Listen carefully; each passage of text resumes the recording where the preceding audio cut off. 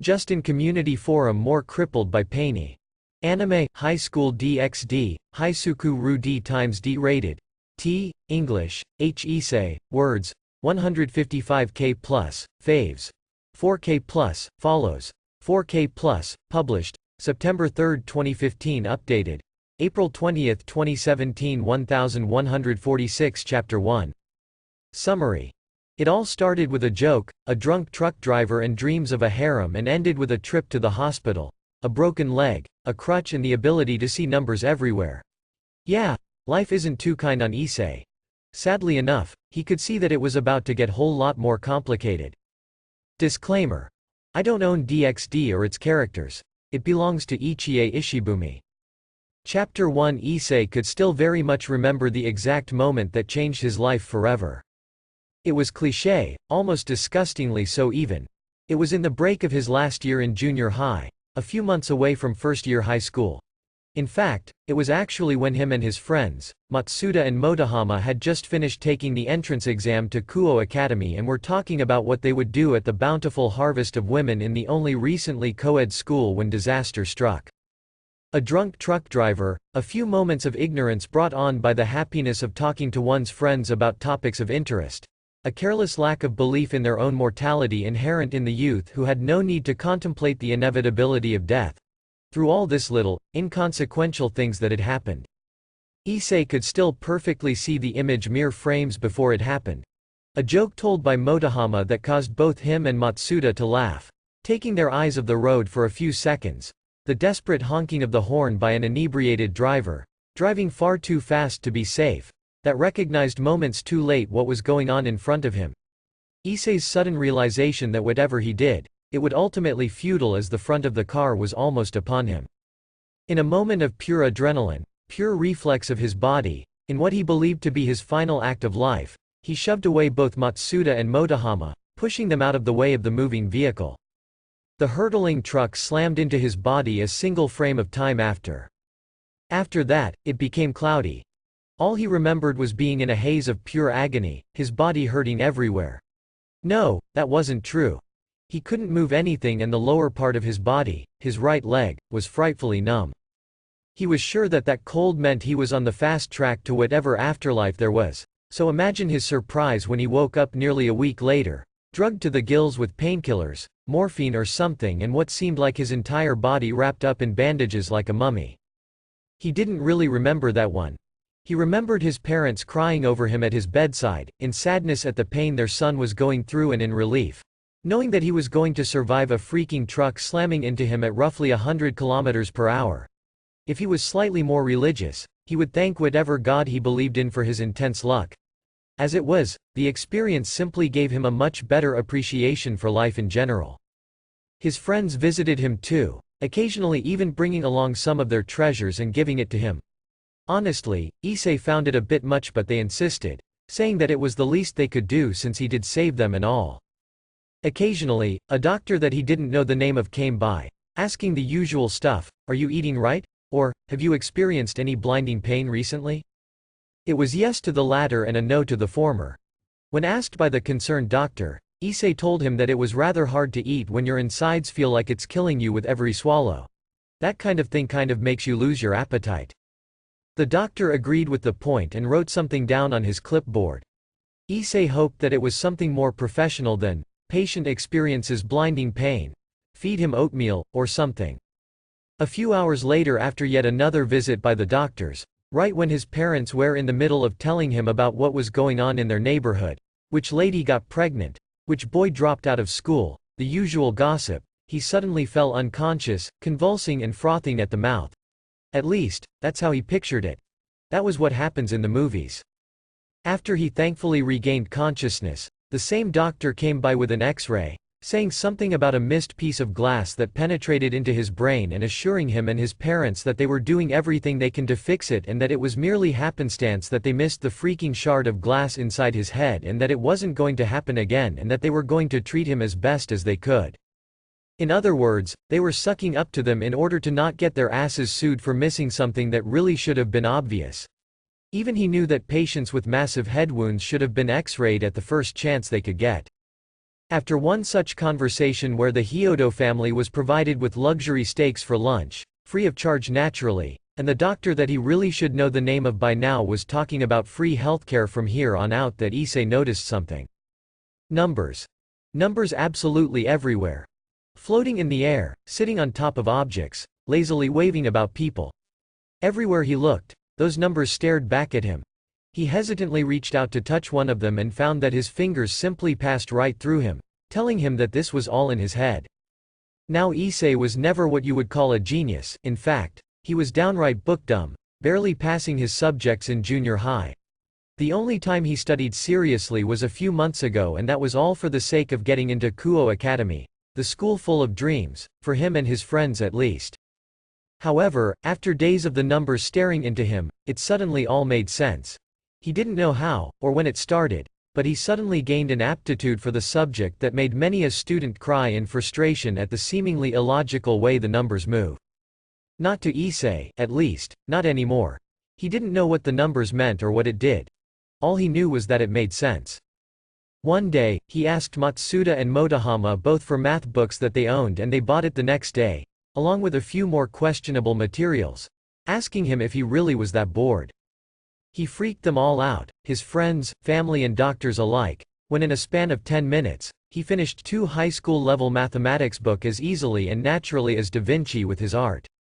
The Dr. Yukihira, he finally got after nearly 3 weeks of being confined, took one long look at him and left the room, bringing with him a college-level mathematics book that was thicker than the last 2 combined. It had materials in it that even some medical doctors couldn't answer, instead laughing sheepishly and grinning in embarrassment. Issei finished it in under 30 minutes. After that display, the doctor pulled him to the side, not literally since he was still bedridden, more spoke to him privately and told him that he had something happened to him. Issei didn't get the gibberish, understanding only that it has happened before with other patients all over the world. Ordinary people that got into an accident and somehow managed to suddenly become mathematical geniuses or art prodigies. He called it something that resembled acquired savant syndrome, but without the mental deficiency that usually came with it. Completely normal until the point that they weren't. A week and a few operations later, Issei finally got the go-ahead to get out of bed. It was awkward, Yukihira-sensei telling him that a part of his spine was cracked or broken or something, and that, although his right leg was still somewhat functional, it would cripple him for the rest of his life and that he would require the use of a crutch to be able to walk. Either that or a wheelchair. Since Issei wanted to at least have a modicum of freedom, he opted for the crutch.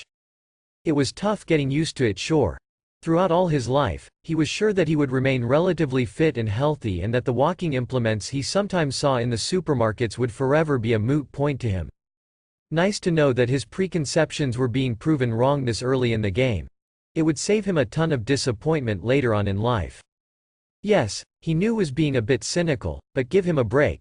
He was 15 years old and he just got out of the hospital after surviving a car crash. The driver was still alive, though he was facing charges and prison time, and he was now crippled for the rest of his hopefully long life. And the numbers still wouldn't leave him alone. He learned to ignore it, the human ability to adapt making itself known to him, but it still somewhat irked him. Sometimes, during school, especially first semester started 2 weeks ago and he actually got accepted into Kuo Academy along with his friends, he found that his gaze would sometimes wander to those numbers that, which to others, did not really exist. So, along with the title of one of the pervert trio in the school, he was also known as someone who frequently spaces out, staring at nothing. All that meant that the famed high school debut that every student dreamt of was still out of his reach. He tried to stop being a pervert, he really did, and he was already improving on that front, but well, he was 15. A period where raging hormones did absolutely nothing to help with the teachings of that old man that imprinted the beauty of Arrow firmly into his young impressionable mind. It also didn't help that his friends were somehow even more perverted than he was, even peeping into the cracks, crevices and holes they had found over the course of their 3 days in school. Any other time he would gladly join them, but sometimes, all the time really, Lady Luck seemed to ignore the two just as much as real girls did, and they would get caught where they had to run in order to save themselves from violent beatings. Issei, as is befitting a normal human being, didn't want to get hurt, so he opted to stay out of the operation. Besides, the doctor said that he should ignore strenuous exercises as much as possible for at least the next year in order to make sure that he didn't go all relapsing and going back to the hospital, and he was pretty sure that running away for his life from a horde of angry teenage girls ready to do him violence counted as strenuous. So after classes, instead of going with the peeping or generally just ogling the women of their school, Issei went home and studied. Not the school material, he wasn't that bored and lonely. He was looking up what those numbers mean because he was sure that they meant something. It took him months of cramming, late nights of staring at textbooks thicker than anything he had ever read before and probably enough caffeine to stop a bull elephant's heart 2 times over, but after all that, he was successful in finding out just what was going on with him. Physics. It was simple physics. The numbers that were everywhere, which surrounded him and which had become a staple in his life, was a numerical representation of what was going on in the world around him. Numbers that represented the inner workings of the universe, working with each other on such a ridiculously small scale that Issei was pretty sure that no normal human even knew it existed. Gravity pushing down on an object, the drag a ball experiences as it flies through the air, force exerted by a person pushing on a cart, friction the ground provides as it pushes the cart in the opposite direction, the tiny bits of interaction between matter and matter. All of that and more was going on right in front of Issei in the form of numbers. Sometimes, whenever he would feel poetic, he would look at those tiny, tiny numbers, constantly shifting and changing, reminding him that, whether or not he does anything or nothing, the world still moves, and it would make Issei feel very, very small. Honestly, it gave Issei a better appreciation for the usually despised subject of mathematics. His fervor wasn't missed by the student body of Kuo Academy. One of the already infamous 3 perverts in school who were usually heard to be talking about things that simply should not be said in public had a ridiculously different side to him. As such, it wasn't so out of it to think that he attracted at least some attention from the not-so-normal students in the otherwise regular school. That first time she saw him, it was during one of her irregular patrols of the school, inside one of the first-year classrooms, a little over an hour after class, where every other student was either at home or was in their respective clubs. He was sitting on the teacher's desk, which, she noticed, was pulled closer to the blackboard than normal, a stick of chalk on one hand and a book on the other, his crutch laid down against the wood of the desk by his side. He had a thoughtful frown on his face, and he occasionally took a break from his inspection of whatever it was on the board to look down onto his book. Sona looked away from the student and instead moved her gaze to the board, and what she saw made her eyebrows raise in surprise. The first year, Hyodo Issei, was somewhat infamous in the school, not as much as his 2 friends, to be sure. He didn't peep like those 2, and wasn't that a relief for the student council president, but still enough to paint the image of an underachiever that only got into the prestigious Kuo Academy because of pure luck and or divine intervention worthy of Jeanne d'Arc herself. So imagine her shock and wonder when, instead of the schoolwork she was expecting him to be desperately catching up on, she instead was faced with high-level mathematics that no first-year student had any business with knowing, let alone writing with the obvious familiarity he possessed. Hell, there were things written in there that she didn't understand, and she Suna would admit with no small amount of pride was known as the genius of her generation. After a few more minutes of observing the supposed pervert work through what Suna could only very vaguely recognize, she cleared her throat to make her presence known. To his credit, Hyodo Issei did not flinch, but he did turn to her with a puzzled expression. "Ah, Kaichu," he said nervously, eyes roaming across her body before finally focusing on her eyes. Suna inwardly sighed but made sure to keep her outward appearance composed. She felt disappointed that the rumors about him turned out to be true, but wasn't surprised. Where there was smoke, there was usually fire after all. "Hyodo-kun," she began, taking another glance at the multitude of numbers and letters written down on board. "Shouldn't you be on your way home now? It's getting quite late and it would be bad if you were to get into an accident." Sona gave his crutch a meaningful look. Hyodo Issei took one look at the clock and murmured, "It's that late already?" He grabbed his crutch and awkwardly got down from the desk, putting down the chalk and trying to open his bag in one hand while the other gripped at his support. Sona took one look at him and decided on a course of action. "Kaichu?" he stuttered as the glasses-wearing second-year gently pushed away his hands and began to help him pack. "It's the responsibility of the student council president to help the students in need," she calmly said, zipping his bag close and handing it to him. You can go home now, Hyodo-kun. But the blackboard, I'll take care of it, she smoothly intoned, picking up the eraser.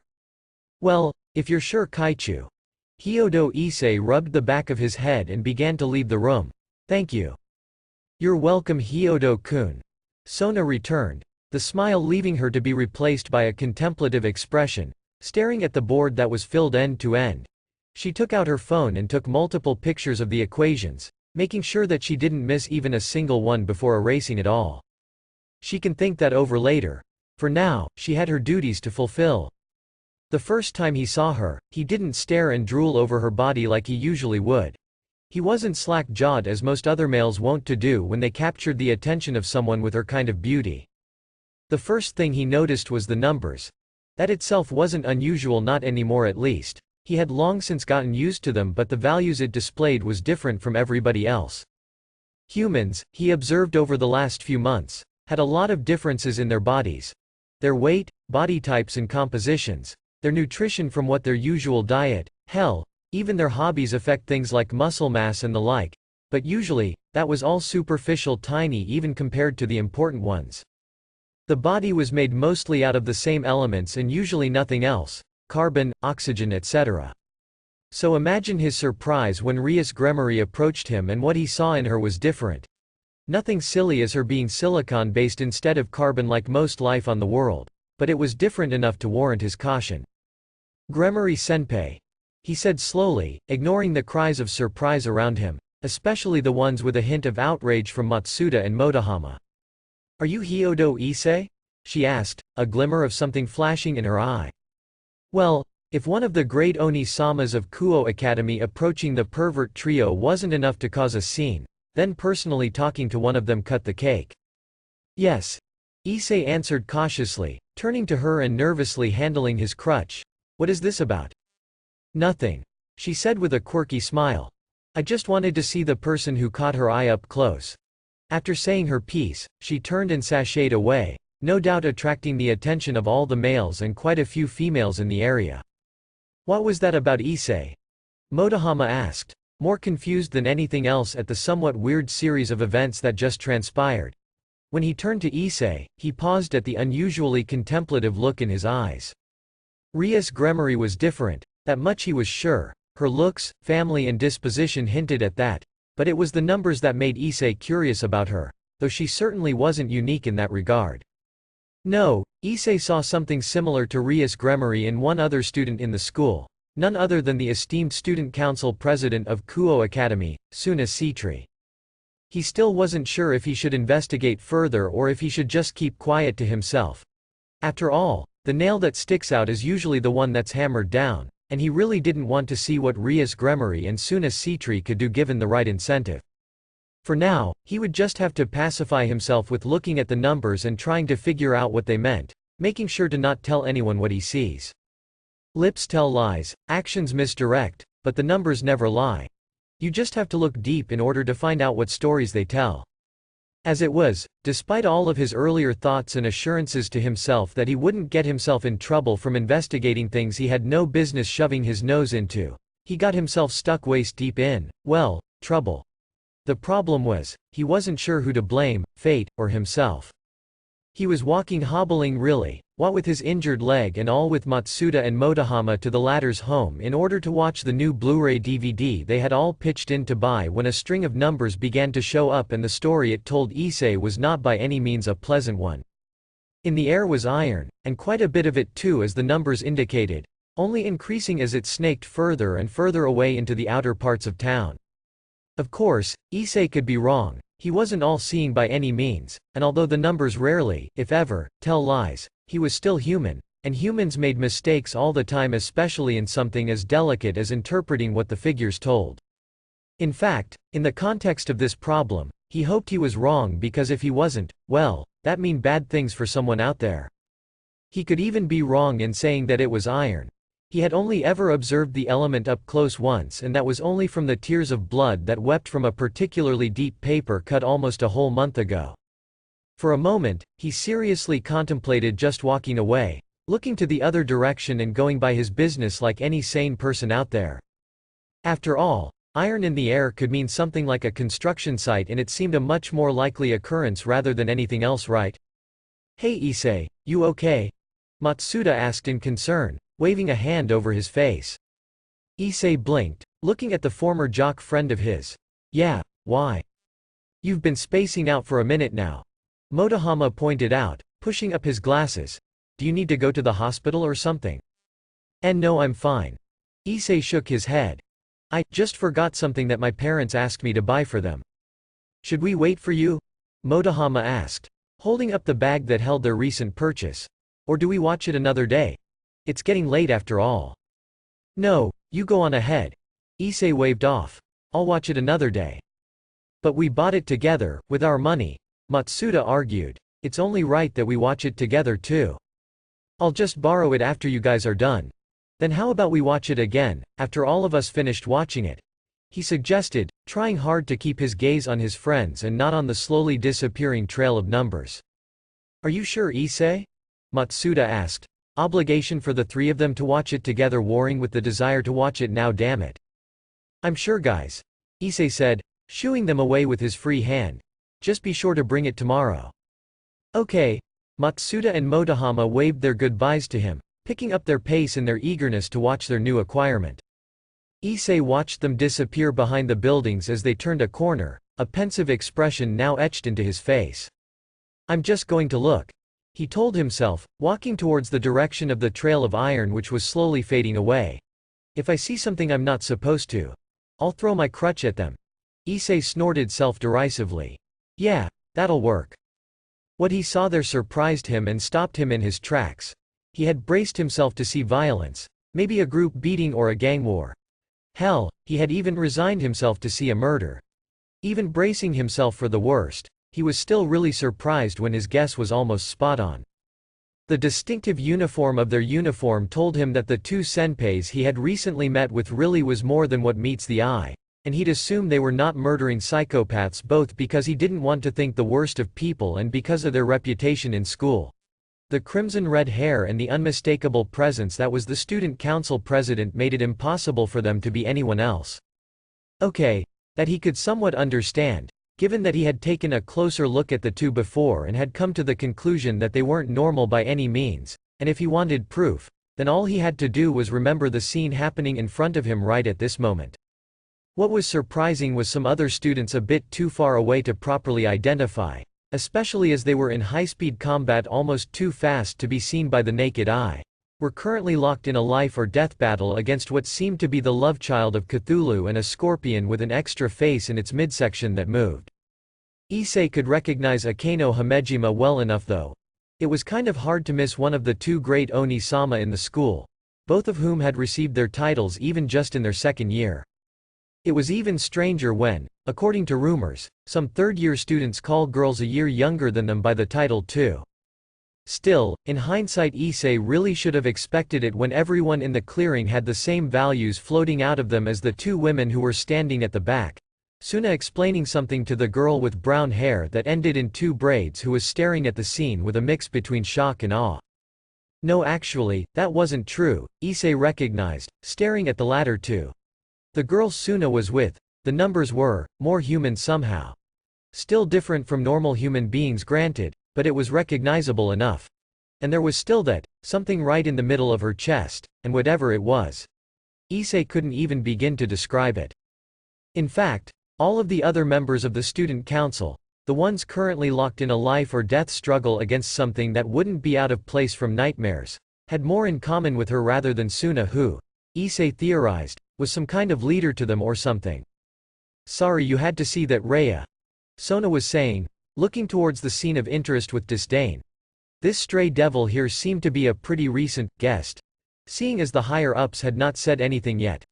Still, it gave me the opportunity to tell you all about the peerage system, so some good came out of it, won't you agree? Suna asked with a small tilt of her mouth towards the still shell-shocked student. Hi Kaichu.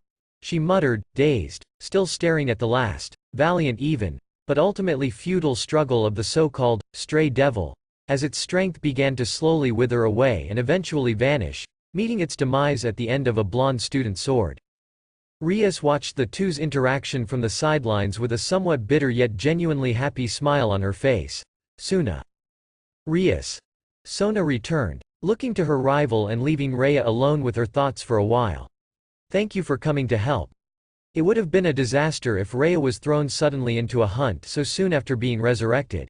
She looked at the new addition to her peerage. As it is, she's still coming to terms with it. We've all been there, Rhea said, laying a consoling hand on her friend's shoulder while Suna returned it with a flat, unimpressed gaze. Your knight is a survivor of the Holy Sword Project. Your rook is a species of Nekomata so rare it's almost extinct with only 2 known survivors remaining, of which she is one of them and the other her sister. Your bishop is a vampire with a sacred gear so powerful he had to be sealed off, and don't even get me started on your queen. Rias coughed sheepishly, looking away in embarrassment. Well, if you put it that way, she pouted. Sona shrugged, turning back to the approaching group of students walking towards them. You have your peerage and I have mine. I wouldn't ever trade them for the world. The Gremory heir smiled. Me neither. That's enough. Issei thought, slowly easing back to from where he came from, making sure to not make any noise at all. His mind was whirling from everything he had found out for the night, and if he saw any more, he was afraid he would snap, deny reality, or turn into one of those doomsayers in the road.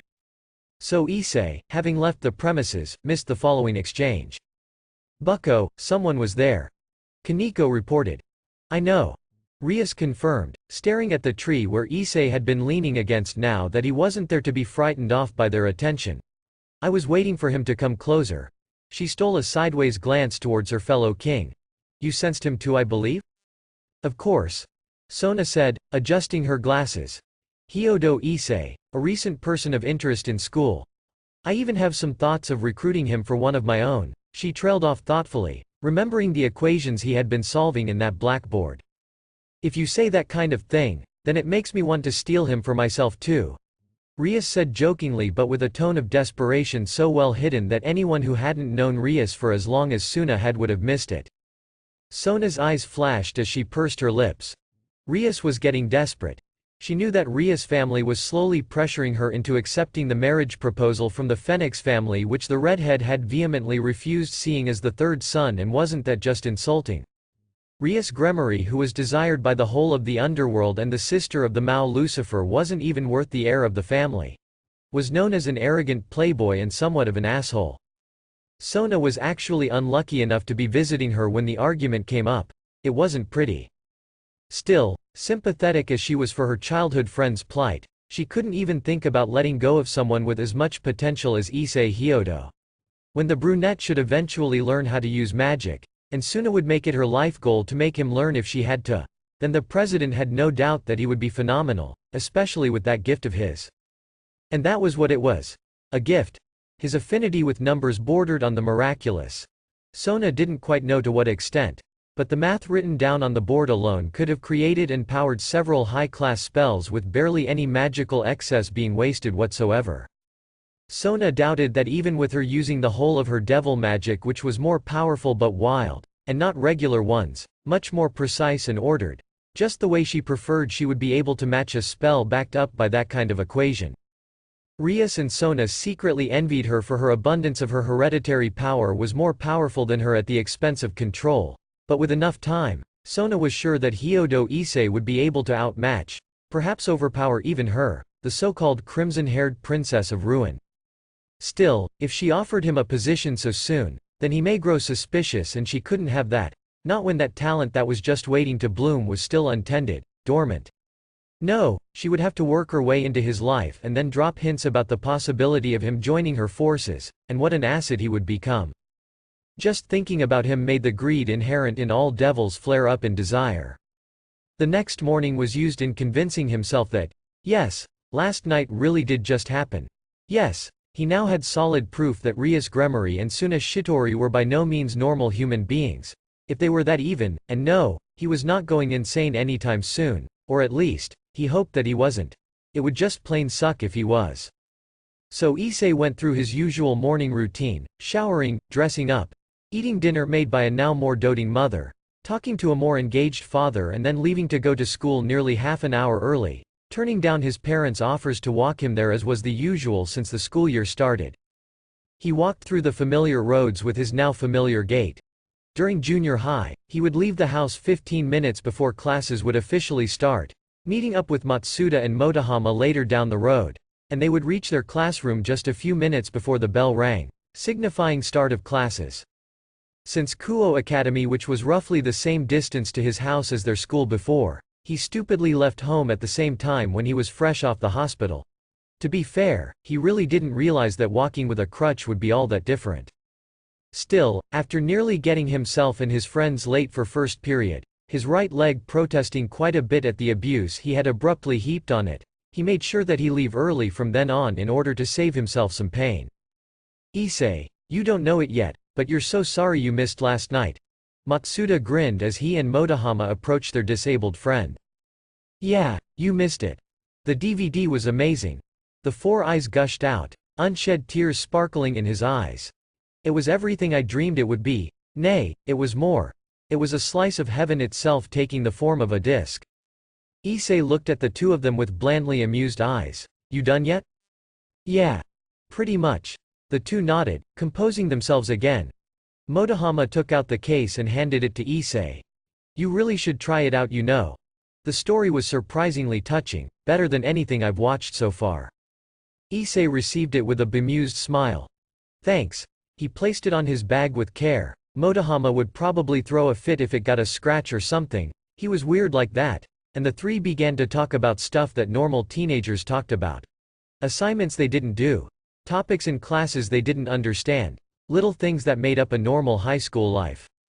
So it was understandably at that moment that fate decided to take one look at Issei, pointed at him, saying, "That guy," and let her sister, Life, who was just as finicky as fate, only a lot more hands-on, take a shot at him. None other than Rias Gremory and Suna Shitori were standing just outside the gates and, if their smiles that were directed right at him were anything to go by, were waiting for him. Any other time, Issei would be flattered. After all, it wasn't every day that one attracted two idols of the school. But seeing as the timing was simply just too perfect, then he considered himself to be in the right to be cautious.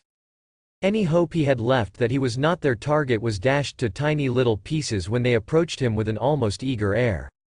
"Hyodo-kun, we would really appreciate it," Suna said, fixing her glasses. "If you would come with us for a talk." Rias finished for her friend, sending the now uncomfortable teen a coquettish smile. "Okay," Issei would have no problem admitting. "This part is cool. Being escorted by two beautiful women would never be bad in any universe, but still." The glares at his direction was quickly turning from uncomfortable to downright painful. After the schoolyard equivalent of a penitentiary walk, the three teens were now in the student council room, empty except for them. "Hyodo-kun," Suna began after a few moments of thoughtful silence, "would I be correct in assuming that you know about us?" Issei, who was twirling his crutch around with his fingers, a habit he had recently picked whenever his mind was wandering, sighed and nodded. "I'm fairly certain that both of you aren't human." Suna and Rias exchanged a look. Issei took that as a sign that they were expecting that already. Seeing as he wasn't about to be killed or have his mind erased or something, that must be a good thing. "What else?" Rias asked. He thought for a while, then said, more to Suna than Rias, "I think that the student council is something like you, right? But they feel more human." When the two rose their eyebrows in unison, Issei assumed that he hit the bullseye on that one. They exchanged another look, before Rias asked, almost confused, "Issei-kun," the brunette made a mental note on how she used his first name so casually. "Are you aware of the supernatural? Are you a magician? Or a sacred gear user?" Issei cocked his head to the last one but said, "I've only found out about you last night." "Then why aren't you surprised?" Sona pressed, leaning forward. "Most people would have a stronger reaction than that. Shock or even fear is normal when faced with devils for the first time." The numerical savant blinked at that one. "Why, you're devils?" "I think he didn't know that one yet," Rias told Suna dryly at Issei's perplexed expression. "Prove it," he said once he got full control over his body again, not believing their claims to devildom until he got proof. Suna and Rias took one look at each other and nodded, black, leathery wings reminiscent of a bat unfurling from their backs. "Do you believe us now, Issei-kun?" Rias asked, a playful smile on her lips. Issei ignored her in favor of staring at the appendages that came from nowhere, at least, to anyone else's eyes. Those wings of theirs, they were part of what made them firmly non-human. It was them that contributed, at least in part, to all those extra numbers flying around the two now discovered devils. Hyodo-kun. Suna approached the silent teen, looking uncertain. Are you okay? Yeah, he muttered, rather rudely since she was concerned for his well-being, pressing a palm against his forehead. Suna paused for a while, taking a deep breath, then putting out in a rather rushed tone. Hyodo-kun, I know that you're still not ready for this kind of thing. I would really like to be able to be the one who would teach you all about magic. Issei blinked. Why? He asked, honestly surprised by her declaration. Rias gave out a sigh that somehow conveyed fondness and exasperation at the same time, already looking as if she was expecting something. Because it would be a crime, to see all that potential of yours wither away. Your affinity with numbers could make you into one of the most gifted and talented magicians to ever exist. Apparently Sona was the type to get caught in the moment as she leaned forward and eagerly grabbed onto Issei's shoulders, eyes shining brightly, voice passionate. It is my duty, no my privilege to be able to be the one to help your talents bloom. I will make sure that you receive the instruction you need, the instruction you deserve, until you blossom into the splendid magician I'm sure you're capable of becoming. Issei sat, speechless as Sona finished her monologue. Not knowing what to do, he gave a helpless look at Rias, who smiled and said in a conspiratorial whisper, Sona here wants to be a teacher in a future. The aforementioned teen coughed, drawing back from Issei with a slight blush of embarrassment. You didn't have to tell him that, Rias. It was kind of obvious, the redhead pointed out. So what do you say, Hyodo-kun? Sona turned to him, willfully ignoring Rias, who smiled in victory. After a speech like that, how could I say no? Issei sighed in defeat. The grin on Sona's face was a sight to look at. It was later at night, when Issei was just about to go to sleep, when a thought occurred to him. What did Gremory-senpai want with me? He wondered out loud. A new story's out. Bring out the confetti and horns. Yay. Okay, just to clear things up early on. No, Issei is not going to be a devil in this one. He's going to be firmly human for the foreseeable future, contracted with devils and in league with shady people to be sure, but still human. This story is also going to take on a slightly more cynical take on DxD verse. Not to ridiculous, grimderp levels though.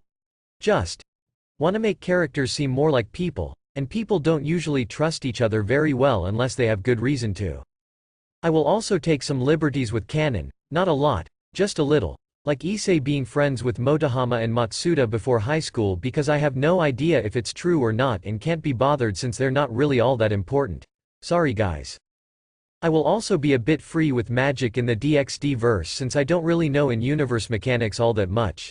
The science, physics, chemistry etc. are also most probably made up since, well, I'm in first-year college and am far from an expert on the topic. I'll probably use Google from time to time, but that's it. Please don't go on a crusade against me for that. Now that that's out of the picture, I just want to say that the crutch I had in mind when I was writing this one is the one Accelerator owns.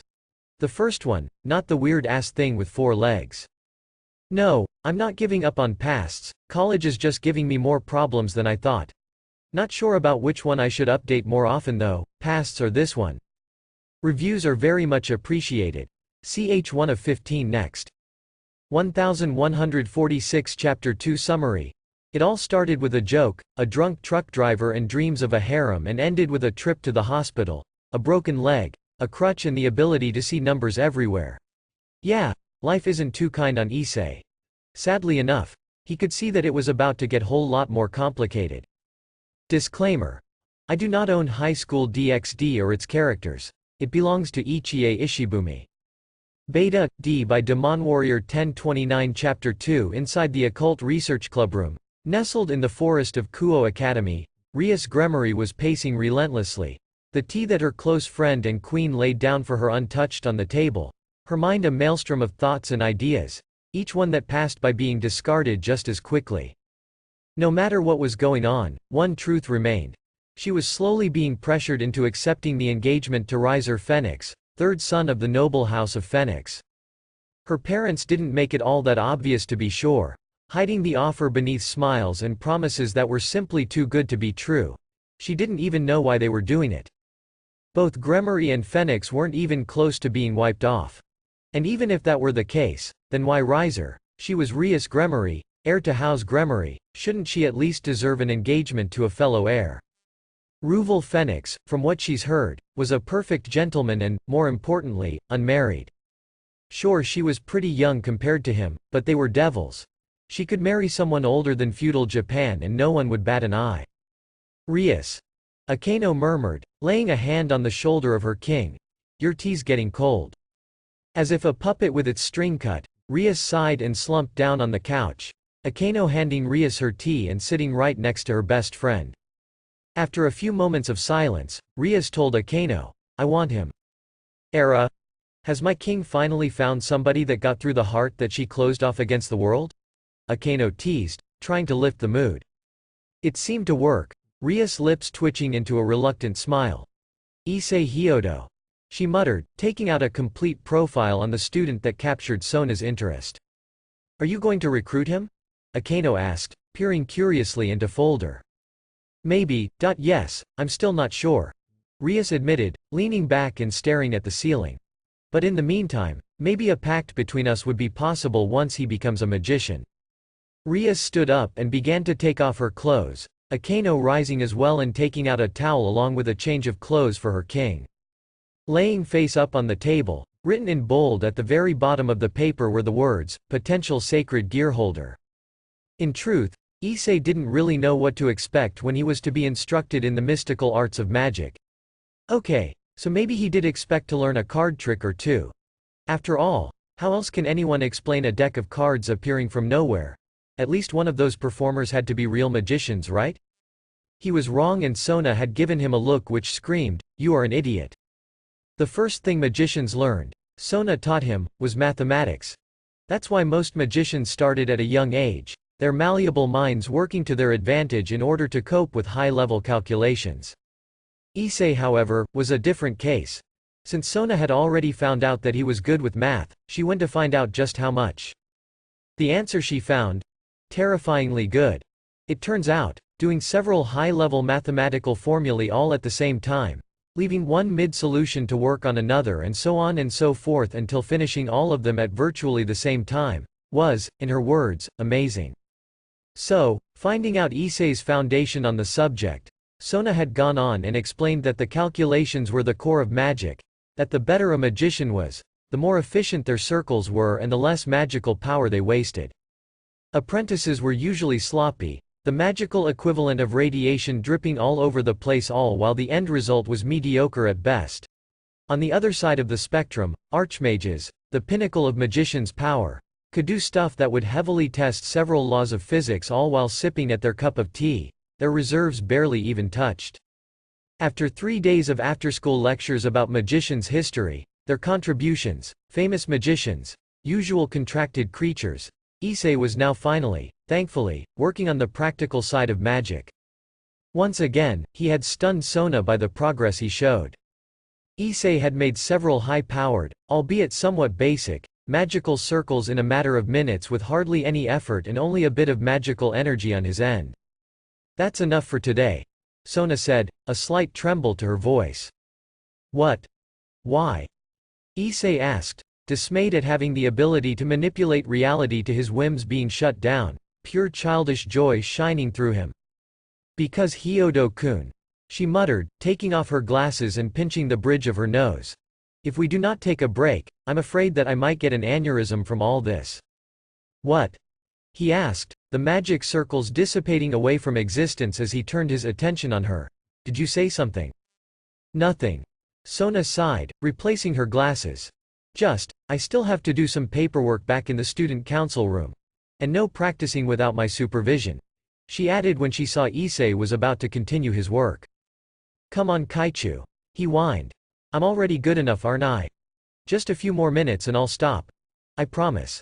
He clasped his hands together and bowed to Sona, crutch clattering to the ground. Fine. Sona relented, bending over to pick up the walking implement and pushing it against Issei's chest, who grinned widely. Be sure to go home in 15 minutes. Sona caught Issei, to her complete and utter lack of surprise, working on magic circles on a sketchpad, this time at least an hour after she had went to go and finish her work. Hyodo-kun, don't you ever listen? She heaved a sigh at Issei's apologetically embarrassed and somewhat endearingly goofy grin. Sorry Kaichu. He apologized, holding up the pad. It's just, I was passing the time here until Matsuda and Motohama calls me to say if they got the tickets to a movie we've been wanting to see all month, so I'm not really going against your orders, aren't I? Still, she sighed. If you insist on continuing, at least consult with me about things like this. She reached over and plucked Issei's work off his fingers, looking at it from underneath her glasses. Magic isn't, she trailed off, eyes gradually widening and mouth dropping as he stared at what he was working on.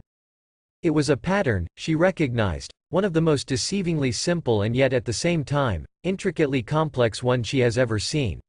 It was also seemingly infinite, never-ending, composing of self-similar image, repeating itself over and over again in differing scales, all contained by a perfect circle written down using a pencil. What is this?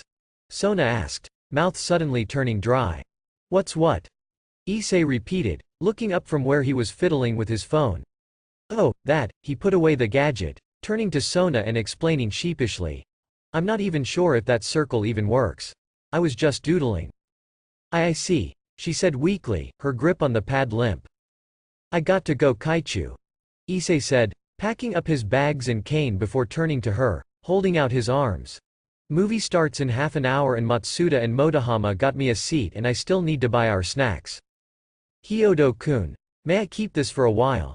Sona interjected, hugging it close when Issei reached for it. I would like to examine it. Issei blinked.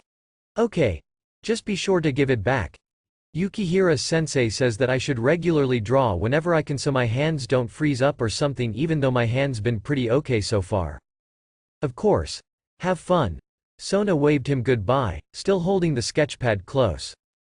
You too Kaichu. Issei began to walk away, supporting himself with his crutch. I want some Pocky, he mused to himself idly. Sona watched him leave after that non sequitur, disappearing around the corner of the gate of Kuo Academy. She waited for a whole 5 minutes before leaving herself, not to her house in the human world but to her office in the student council room. She closed the door, passing by Tsubasa, one of the very first people she had recruited into her peerage right after Tsubaki actually, who smiled at her before leaving for her own home. Though somewhat of a tomboy, or maybe because of it, she was an excellent fighter that stemmed from her rather tragic background that made Sona designate her as a rook. That, along with her unique brand of magic, made her a valuable addition to her peerage. Still, remembering that desperate face that all but gave up hope, Sona didn't really have it in her to not invite her to her peerage, to give her another chance even not knowing her abilities then. It was an unnecessarily illogical move to take, though it admittedly paid off well. Sona returned the smile with a strained one of her one. She sighed and flopped down on her desk with semi-grace, all but throwing the sketchpad on top of the table. Problems Kaichu? Tsubaki asked with a small smile, placing a can of coffee from a miniature refrigerator in front of her king, which Tsubaki knew Sona preferred over tea whenever she was stressed. It's Hyodo-kun, she said, muttering a quick thank you for the tea before chugging it with unladylike haste. She sighed and pressed the cool can against her forehead. It's, see for yourself. She slid the sketchpad across the table where Tsubaki caught it smoothly. She took one look at it and her eyebrows threatened to disappear into her hairline. He made all this? She asked, impressed, rifling through all the papers. Tsubaki, as a queen, had taken it up as a challenge to master, or at the very least, be above average in all disciplines of fighting. She was by no means an expert in magic, something she hoped to remedy in the near future, though she did recognize that the work was very, very advanced stuff. Yes. He made that within an hour, maybe even less. Sona shook her head and finished off her can of coffee. He's a genius, she said quietly.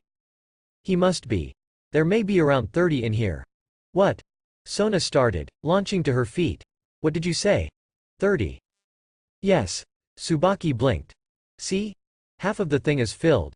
She turned the pad over to show Sona. The latest one is the most complicated though. But Sona wasn't listening. She had grabbed the pad and was furiously turning pages, taking a look at each one of his works.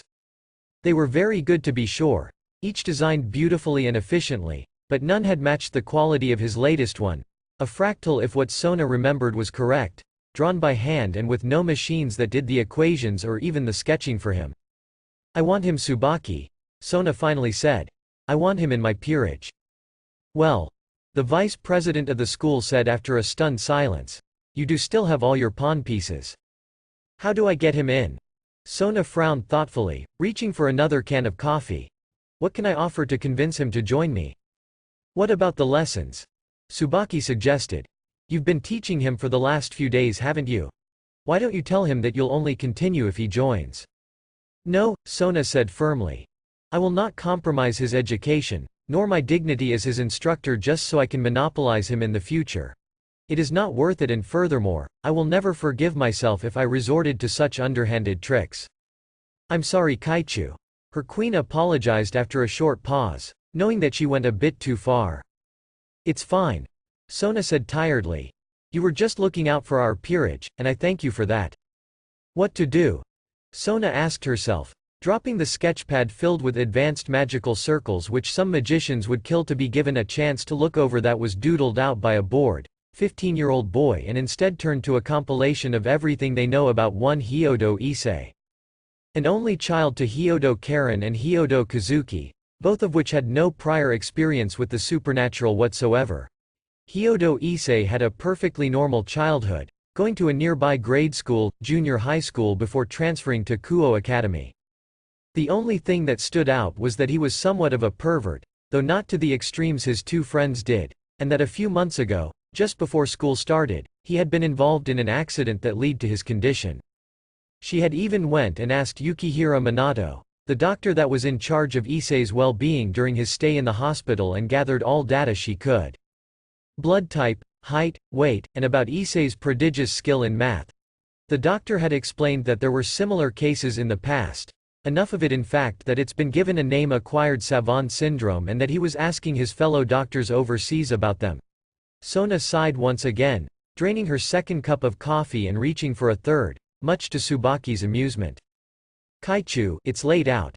Tsubaki started after a few more hours of silence, the two busy in their respective responsibilities, Sona somehow managing to labor on the paperwork along with her observations on Hyodo Issei.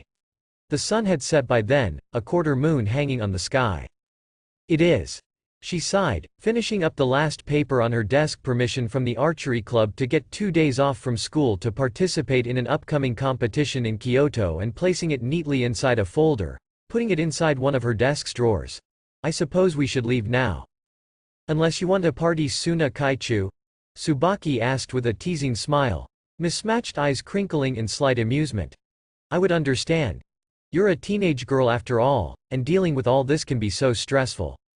Sona rolled her eyes in a rare display that she would never show to anyone other than her family and Tsubaki, her best friend for years now. Tsubaki was usually a serious person, a perfect match for her king, and just like her, would usually never joke around with anyone other than Sona. As long as it gets me away from you, she quipped, standing up and fixing what was on her desk for one last time, moving to leave the room, Tsubaki right behind her. They both left the room laughing, and in the bottom of the paper that was sticking out of the sheaf in Sona's hands were the words printed in bold, "Recruitment candidate, high priority." A week into his tutelage under Sona, Issei was already fast reaching the level where she had nothing left to teach. Everything that concerned numbers, he soaked up like a sponge, and what she taught, he not only worked on with dogged determination, but actually improved without even knowing. In the later days, she was usually the one who was learning from him. Still, numbers couldn't get him by though, not without proper knowledge of everything else. So Sona drilled science into Issei, chemistry and physics specially. To her chagrin, Issei took even that like a duck to freaking water, seeking out and devouring whole textbooks, and she was sure that he could sit down at any moment and write down enough numbers to make ever her head spin. She sat down in her desk at the student council after classes, Issei sitting down in front of the whiteboard to complete her assignment for him, a magical circle that could safely protect the user from any attack that would attempt to harm them. To make it a bit more of a challenge, Sona did not show Issei any examples, instead asking him to do it by himself. From the looks of it, he was already halfway through the equation, barely stopping in his work and making Sona as well as Tsubaki, who was also with them, a little inadequate. "Hello Kaichu, Fuku Kaichu, Hyodo-kun." Tsubasa greeted, carrying a small stack of boxes into the room and setting them down of the corner. "I brought the books Kaichu, and the delivery guys wanted you to sign this." She handed over a clipboard to Sona, who took it and began to read the print. "Oh, what's that?" She approached Issei, leaning over his shoulder to inspect what he was doing up close. "Kaichu's assignment for me," Issei answered, eyes roaming around his work. "She wants me to make a shield using magic." As if to demonstrate, Issei held up a hand and a red magical circle appeared, bits and pieces still missing, but looking good enough so far. Issei began to mentally take it apart, noting each segment and creating a mental blueprint for each of them, already creating potential modifications to the equation. "So cool," Tsubasa muttered, leaning in closer and hesitantly reaching out to touch it. "Here you go Tsubasa." Sona suddenly cut in, shoving the clipboard between them and into Tsubasa's hands. "You shouldn't keep the people outside waiting." Sorry Kaichu." She blushed in embarrassment, taking it and quickly crossing the room to leave. "See you around Hyodo-kun." "See you," Issei muttered distractedly, spinning the circle around before sighing and dropping his hand, making it dissipate back into fragments of crimson light. "Having problems?" Tsubaki asked, standing behind him and putting a hand to her cheek, looking at the whiteboard. "Yeah," Issei said, blowing out some air. "I've got most of it down already, but I'm having trouble with the deflection and absorption property so that it weakens the force enough that it'll dissipate easily." "Deflection?" Sona asked, looking up from the forms on her desk. "I didn't ask you to do that." "No, it's just," Issei waved to the board. "A deflector shield is much more energy efficient than one that takes force head-on. It's also safer too, but only if whatever's rushing at you is weakened enough that it'll be easy to deal with. It won't make sense if you redirect it and it destroys a town behind you or something. So it needs to be strong enough to take on the brunt of the force but not too much that it wastes too much energy to redirect the force." Sona stood still for one shocked moment before standing up and moving to look over his work more closely.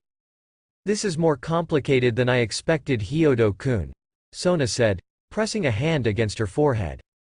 Issei shrugged. "Overachieving is better than under, especially when magic is concerned."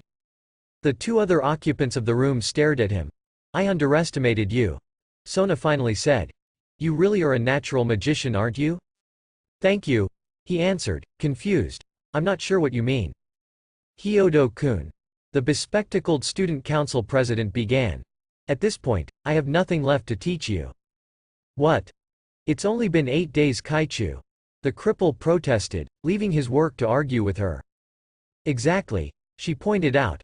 "In 8 days you've surpassed everything I had learned in all my life as a devil. In 8 days you've began to create magic circles that I do not even have any idea on how to even begin with. If I wasn't proud of you as both your inept instructor and as your friend, then I would be very jealous of you." Sona paused, then admitted with a dusting of red on her cheeks. "I still am jealous of you actually." "But, what am I going to do now?" Issei asked, honestly lost at the sudden escalation of events. "Anything," Sona replied with a small smile. "You could go on as a normal student if you wish, or you keep on learning magic. If you'd like, I can even get in contact with a more suitable instructor if you wish to go on with your studies. Or," and here Sona pursed her lips as if her next words had a bad taste to them, "you could even drop out of school altogether and make a living from what you've learned so far. It's all up to you really, Hyodo-kun, with what you want to do in life. It's your life after all." Issei paused, chewing the inside of his lips for a moment. At the side of the table, Tsubaki smiled, privately enjoying Sona in what she called teacher mode. "It's always nice to see her this way," Tsubaki mused. "Not to mention that Hyodo-kun and Sona look so cute together." She smiled and subtly backed away to let the two have their moment. She reached behind her and opened the door, leaving the room and letting the door shut with a soft click. She always did want to try her hand at matchmaking. For all Sona's speech about freedom, that really didn't change the fact that, well, Issei was 15 years old.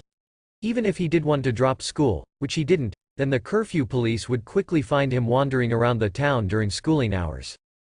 Sure, he could manipulate their minds, he finally knew enough about magic to be able to do it rather quickly and efficiently, but, well, He didn't want to. He just didn't feel comfortable with the idea of playing with another's mind. Just the thought of it made him feel uncomfortable, that he was the bad guy. So, with all that, Issei went on with the routine. Spending time with Matsuda and Motohama in the classroom, actually muting their sexual deviancy to acceptable social levels, and then making sure to drop by the student council where he had begun to have a close relationship with all of them, Sona, Tsubaki, Tsubasa as well as the newcomer, Rhea. The latter was soft-spoken and polite enough to keep a conversation with Issei about inane things whenever they were around each other. Tsubasa though, while also courteous, also had a hidden side to her. Issei once walked in on her watching a mud wrestling video between two men with a disturbingly overeager expression. Issei made sure to stay away from that particular topic whenever he was with her. Sona had also began to ask for his opinions on certain things pertaining to the school to the point where he was all but part of the student council along with all the responsibilities that came with it. Life's good, isn't it? Matsuda groaned in pleasure, barely suppressing a yawn as he along with Motohama laid down on the downward slope of Kuo Academy, where a perfect view of the second years in gym class greeted them. Beautiful sights, perfect weather and a nice, comfy spot to laze around. Sure is. Motohama sighed, rolling over to his side, the women below forgotten in favor of the comfort the slope gives. Oi Issei. Can you ask Sona Kaichu if we can have this spot to ourselves? Like a club or something? Issei looked up from where he was doing his English assignments to give him an amused look. What should I say? Kaichu, can my friends and I have some part of the school all to ourselves as a place to hang out? I don't think she'd allow it. Oh come on.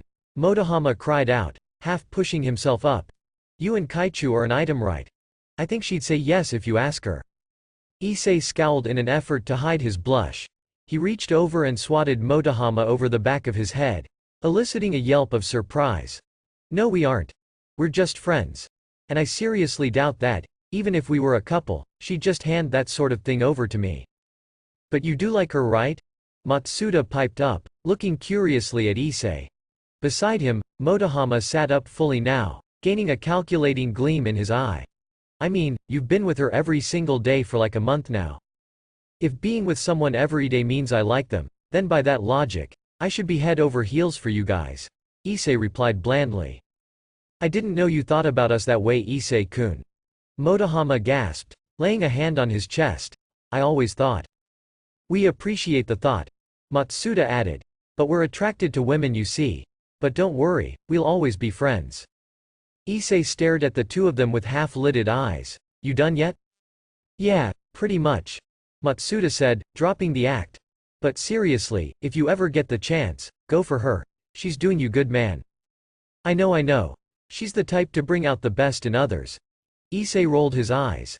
As if he needed their reminders. He's only been with Sona for a month now, but he was pretty confident that he had enough of a grasp on her general personality. Strict, professional, and unrelenting on the job. In other words, almost his polar opposite. You never did answer the question. Motohama pointed out, smirking. Issei, with great dignity, pulled his knees to his chest, opened his book, and hid his face behind it, much to the amusement of his two friends. Sona always made sure to keep a mature and professional persona everywhere she went, and while others would tell her to lighten up, that she was acting too old for her age, that she should let her hair down once in a while, she would always ignore them and go on her work. It was simply the way she is. Strict, competent to a fault, and didn't do well with nonsensical stuff. So taannn, she considered it a shame that her older sister wasn't like her at all. Especially considering the fact that she not only led the entire devil underworld with 3 others, she was also in charge of foreign relations. It didn't sound so bad. Up until Serafal inevitably shows her more childish side where she was prone to using emotions to decide, not logic, to decide. She wasn't saying that her older sister was an airhead, but, well, Serafal had once cried to Sona about wanting to invade heaven because, apparently, Archangel Gabriel wore the same things she did. Sona was immensely thankful that the 3 other Satans knew how to deal with Serafal or Devilkind would already be at war with at least half a dozen other pantheons on top of the rather shaky ceasefire between them, the Fallen, and the Angels. Oh Oni-sama. The student council president gave a shaky smile. eyebrows slightly twitching while Tsubaki smiled against her cup of tea. What are you doing here? Shouldn't you be at work? Sotan, disturbingly, the pinstripe suit-clad Leviathan's eyes began to tear up. Don't you want to see your older sister? You should be crying, Oni-sama. While we hug each other. As if to demonstrate, Serafal began to wiggle around in place, making a very unique sight. Please stop. Sona pleaded, wishing to be anywhere but in her own office. The Leviathan calmed down and then said in a businesslike manner so different from just a second ago. It was at times like this that made Sona honestly wonder if her older sister was bipolar. Sona-chan, there have been increased sightings of both stray devils and fallen angels in the area. There are even rumors that they're veterans of the Great War. I'll talk to Azazel-chan about his lot, but please be careful. Her blue eyes lost some of their shine and turned ridiculously serious. Sona gulped, all of her earlier embarrassment turning into a touch of nervousness. By the president's side, Tsubaki narrowed her eyes, turning towards Serafal. Sona, I know that you always wanted to be independent, and I get that. But if you call for me, your Oni-sama will drop everything and be there for you. Even if it's just paperwork or something like an invasion, I'll always be there. You know that, right? And that is why, even after all of the crazy stunts Serafal had pulled, Sona could never be able to find it in her to even dislike her older sister. She gets tired, embarrassed, stressed out and all those at the things she do, but she'll never hate her sister. Yes, Oni-sama. Thank you, she added in a whisper. Serafal's eyes regained their usual, playful shine. Now, let's have our emotional reunion. Sotan, she attempted to lunge but stopped when something caught her attention. Nay, Sotan, what's this? Serafal picked up a sketchpad filled with random doodles and her eyes widened. This is amazing. Did you make this? I'm so proud of you. Now, Sona had two choices in front of her. She could lie and tell her that it was her work and Serafal would most likely tear up, cry something about her, Sotan, being amazing, and other more unpredictable stuff, all while keeping Issei away from the craziness of devils. That would open up a whole new can of worms though. Sirzex might take notice. Actually, with his closeness to her family, it was all but certain he would take notice, and with him, Ajuka Beelzebub too. The latter would most likely want to take a look and she would be discovered as a fraud, and that would be a huge blow to her pride. She did not want to be known as a liar. On the other hand, if she did tell the truth, then Issei and it would only be a matter of time before they discovered that it was Issei who drew the circles would be swept into the devil business, and she didn't want that in her conscience, especially without Issei's permission or even knowledge of it. No, I didn't. The words were out before she could control herself. Ultimately, Sona was proud devil. And even if Issei would hate her for it, she needed to tell the truth. I see.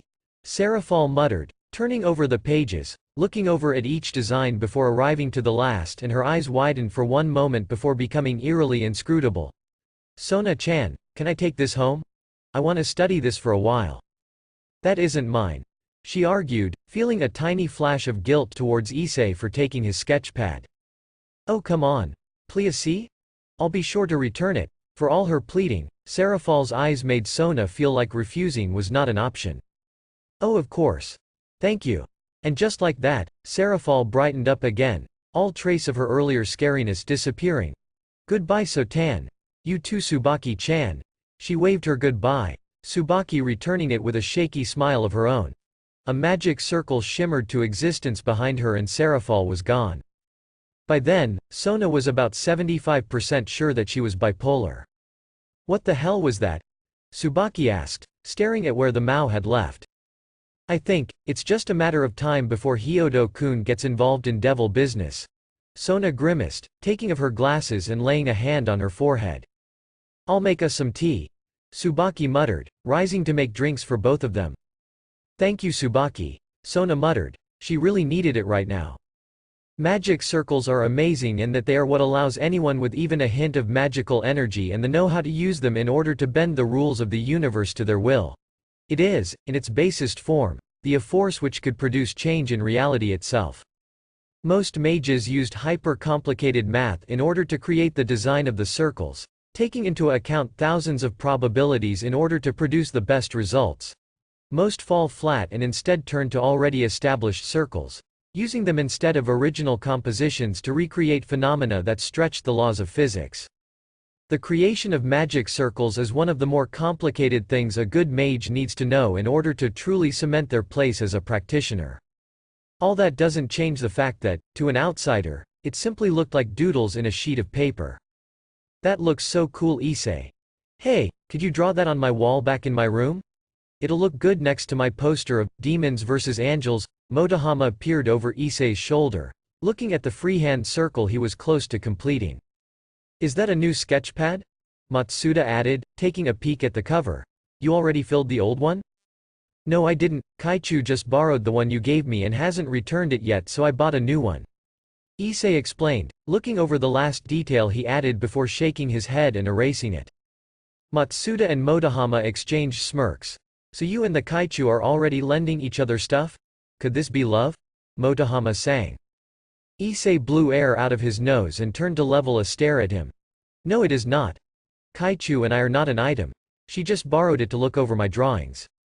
Okay, that was technically true, but he couldn't very well tell them that Sona borrowed it to look over the magical usability of the circles and not the designs themselves. And no, drawing in a pad of paper is okay, but I'm not yet good enough to do it in a wall. Besides, you'd have to pay me if I did it. Guys, I don't know about you, but I'm getting hungry. Matsuda interrupted them, rising from their table in the grounds of Kuo Academy. You want anything? Yeah. Motohama said, standing up as well. I want a sandwich. What about you, Issei? Buy me some coffee. That's 120 yen. The glasses-wearing pervert held out a hand, palm open. You still owe me 1,000 from last week, Issei pointed out. Ah, damn it. He cursed. Forgot about that. Let's go. Issei sighed, laying down his pen and looking up at the cloud-covered sky. This is such a lazy day, he muttered. You'd think being in a school with devils would be more exciting. Would you like it to be? An amused voice asked from behind him. Issei started and turned around to see none other than Rias Gremory, arms folded across her chest, a smile playing at her lip. Already, people were staring, the two making a rather strange pair. One of the more infamous students of the school and the undisputed idol of the student body. Issei-kun, may I sit here? Sure. Issei said. The murmurs increased when, instead of sitting across him as Issei expected, she sat right next to him, close enough for him to smell the scent of her hair. So how is the magic training going? She inquired, tilting her head at him. I haven't seen Sona this happy since she heard that she was finally going to be away from her older sister for a few years. Issei blinked at the last one and said, well, it's going pretty great, though Kaichu did say that she's going to stop teaching me now. She did? Rias asked, raising an eyebrow. If you want me to, I could go to her and ask her to reconsider. I didn't think she was the type to just give up like that. She visibly recomposed herself and said, if you're having trouble, I could be the one to teach you all about magic. Issei, with great difficulty, tried not thinking about her soft hand sitting on top of his own. I am not having trouble with magic. Issei cleared his throat to clear up his stutter. He tried to ignore the mutterings that sprang up, most if not all of them aimed at him and Rias. Kaichu actually told me that she had nothing else to teach me. Rias Gremory, the epitome of poise and unflappable grace, actually did a double take, blinking her eyes several times. What? That Sona did? She asked, more to herself than to Issei, trying to wrap her mind around the thought of the genius she knew as Sona having trouble teaching someone that had no previous knowledge of the supernatural whatsoever, about magic. Yeah. Issei answered, indicating at the sketchpad. I know all about magic circles now, so all I need is experience in actually using the circles and I'm all set. May I? Rias asked, taking her hand away from where it lay on top of Issei's to lightly brush against the cover of the sketchpad. Sure. Issei quickly agreed, drawing his hand back to his side. Whether or not Rias intended to, she scooted over to him close enough that her hips touched against his own. Issei sucked in a breath, closing his eyes and counting to 3. He subtly looked over at Rias just enough to catch the tail end of an amused glitter of her eyes staring at him before she looked at his works. Issei felt an almost smug satisfaction as he beheld Rias once again losing her cool, her eyes widening and mouth dropping open as she finally looked at the circles he had been designing. This is, Rias reflexively said, louder than she meant to, capturing the attention of those who had finally looked away from the two. Issei took great personal enjoyment as he observed Rias visibly recomposing herself. This is amazing, Rias admitted, looking over at all his designs over the past 3 days. I don't think I could do these. I know I can't do these. She amended, flipping over a page before laying it back down on the table delicately. I can see why Sona would say that about you, Issei-kun. You have a talent, it seems. A warrior would trump a mage every day of the week. Issei and Rias simultaneously turned to see Matsuda and Motohama carrying plastic bags, heatedly arguing with each other. No, they wouldn't. A mage only needs to stay back and throw magic until the warrior dies. He wouldn't even come close, Motohama said, turning to their mutual friend. Issei, back me, oh. G. Gremory senpai. He turned towards Matsuda, who seemed confused as well. We'll come back. Oh, no need. Rias refuted smoothly, standing up and patting down non-existent dust from her skirt. It's been fun talking with you, Issei-kun. I do hope we'll do this again sometime soon. You too, Gremory senpai. Issei returned politely, inclining his head at her. The three of them watched her leave, 2 of them distracted by the sight of her walking away while the other one lay deep in thought. Issei, I don't know what happened to you, but I'm very jealous right now. Matsuda said, still staring at Ria's form. Is it the crutch? If I get hit by a truck, will I finally be popular with the ladies too? Issei's finally spreading his wings. Motohama cried, wiping at his tears with his sleeve. He's leaving us behind. Matsuda, what should we do? Shut up, you two. Issei muttered. Besides, it isn't the crutch. It's the numbers that got me like this. Not like I can tell you about that though. He looked up and stared at where Rias stood before. I think this is one of the only times where I've seen Gremory senpai without Hamejima senpai with her. A small, hormonal part of his brain felt disappointed. I wanted to see her too. Issei shut up that part with coffee. The Leviathan opened the door that led to the room of one of the 2 superdevils of the underworld. Ajuka, could you please take a look at this? Serafal asked, taking long strides towards the lone occupant, tone completely businesslike, no trace of her usual lightheartedness in sight. Ajuka Beelzebub, one of the 4 mouths of the underworld, stopped reading from his book, closed the book shut and slowly laid it down on his desktop. No, hello? No, Ajuka-chan? This must be especially serious if you of all people is acting like this. While his words were genial enough, his smile welcoming, his eyes had become like ice, frigid and pensive.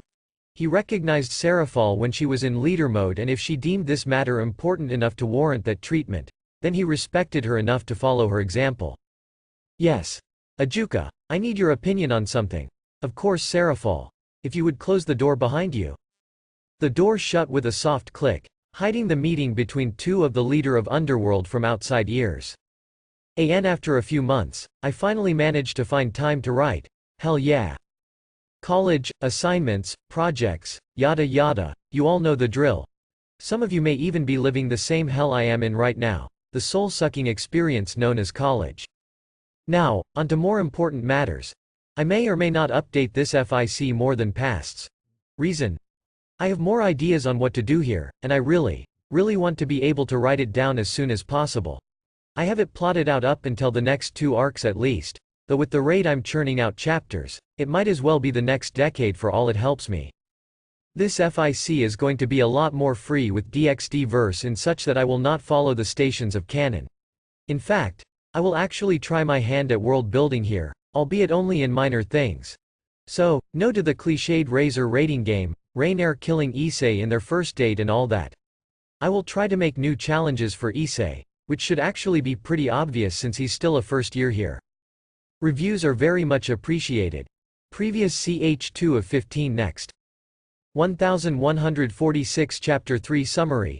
It all started with a joke, a drunk truck driver and dreams of a harem, and ended with a trip to the hospital, a broken leg, a crutch and the ability to see numbers everywhere. Yeah, life isn't too kind on Issei. Sadly enough, he could see that it was about to get whole lot more complicated. Disclaimer.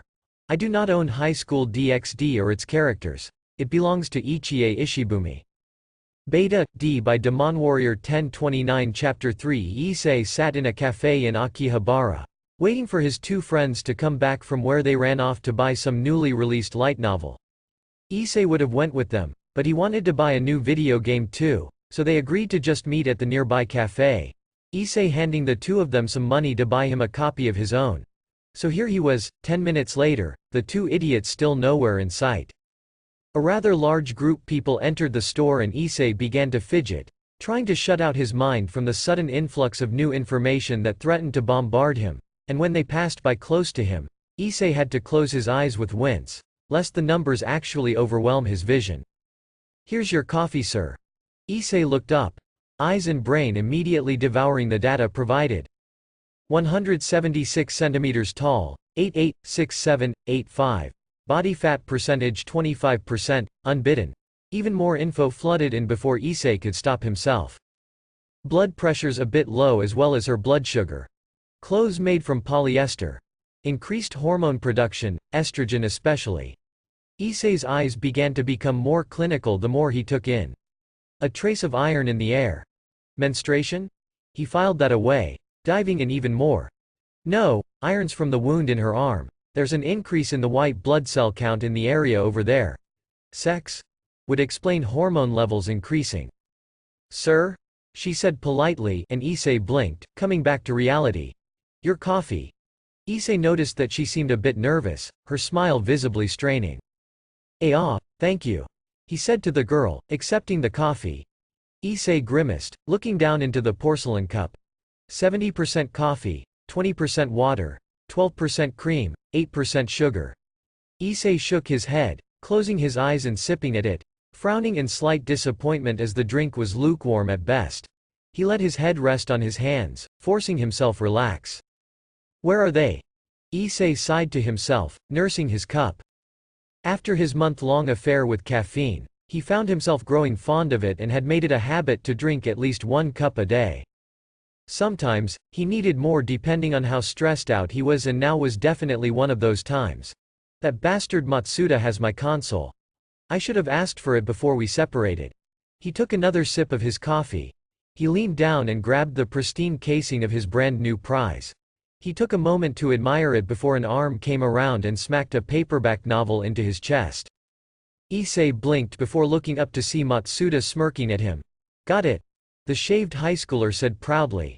"Nearly ran out, but Motohama and I managed to get one of the last copies on the shelf." Issei rose an eyebrow and looked at the novel critically. "What happened? Is this series really that famous?" "It's by Ishibumi-sensei." Motohama scoffed, taking a seat across Issei. "Of course it's good. But that's not what took us so long."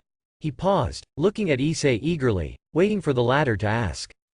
Issei, deciding to humor him, asked, "Then what took you so long?"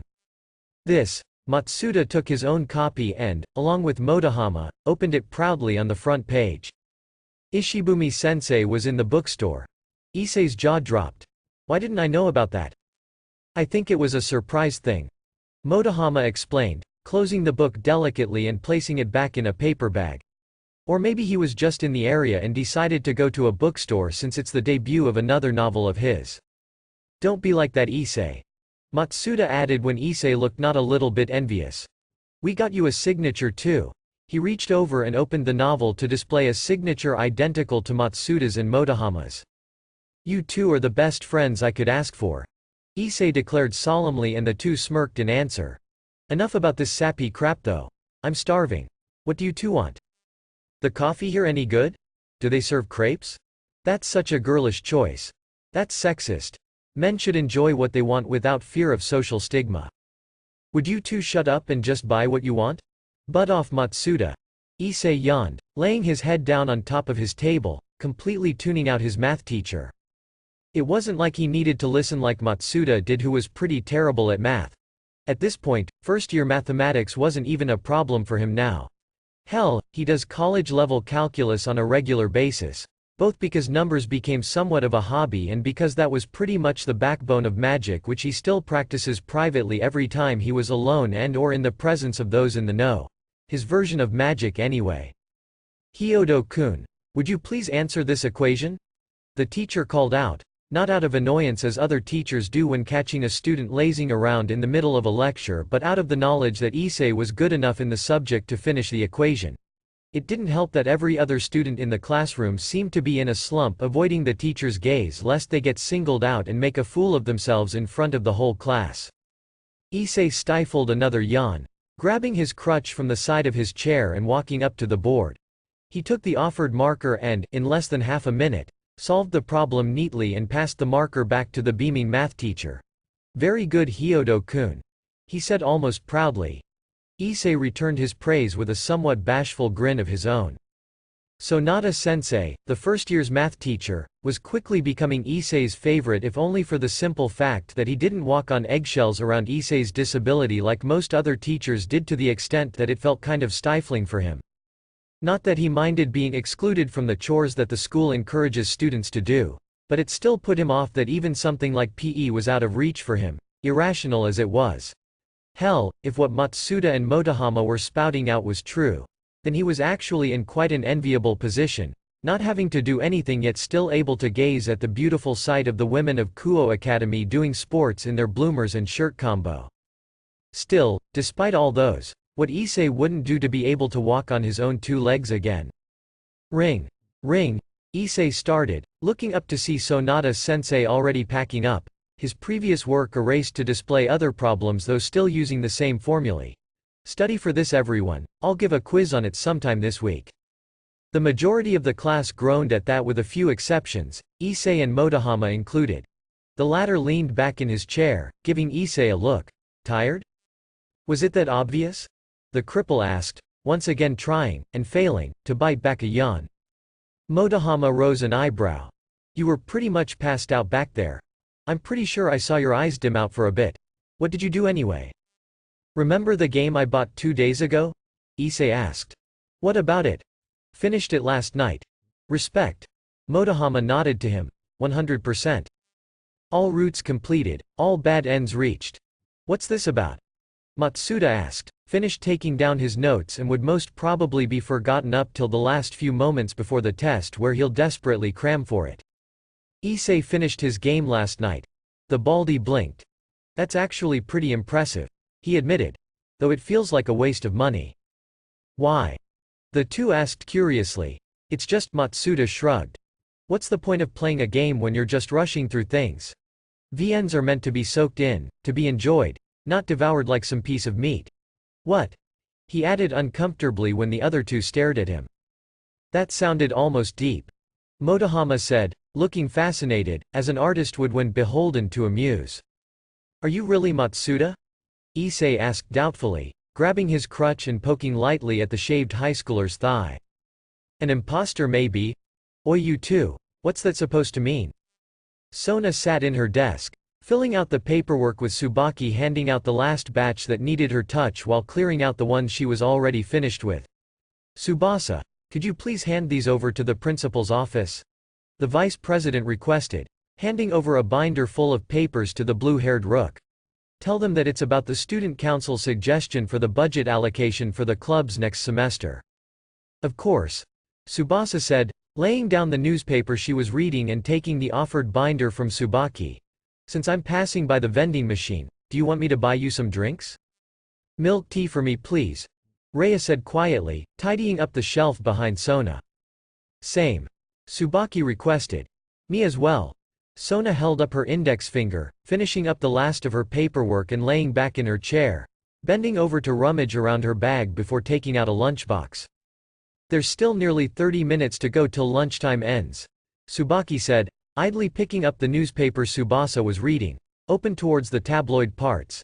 "Nearby temple deemed haunted," she read out loud. "Passerby claims to have seen brooms floating by themselves," she scoffed in derision, throwing it on top of the table. "To think they actually print stuff like this." "But wouldn't it be possible?" Rhea asked, picking it up and giving the paper a cursory glance. "I mean, we're devils after all, so maybe that isn't all that far-fetched." "Rhea," Sona said, swallowing her food. "The temple is the current residence of Himejima Akeno." The bishop nodded in understanding, having met and been introduced to the upperclassmen at her first excursion-turned-extermination as a devil. "I see," she said, disappointedly mumbling. "I wanted to see a ghost." "Don't worry," Sona said, sounding annoyed.